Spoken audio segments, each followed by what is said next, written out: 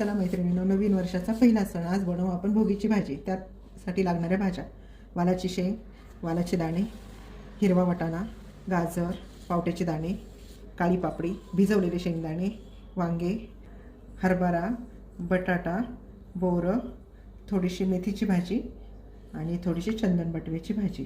आता आपण या सर्व भाज्या धुवून घेऊ. भाजी बनवण्यासाठी लागणारे मसाले: जिरे, मोहरी, हळद, लाल मिरची, आले लसणाची पेस्ट, तीळ, चवीनुसार मीठ आणि थोडा शेंगदाण्याचा कूट.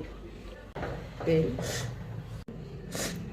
जिरे मोहरी टाकून घेऊ. जिरे मोहरी तडतडली, थोडीशी हळद आणि आले लसणाची पेस्ट.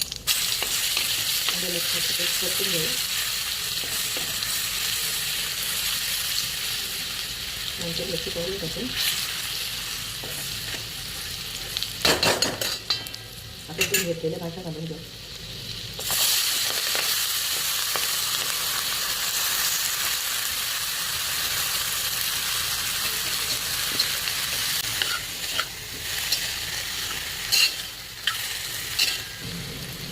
तेल टाकून घेऊ.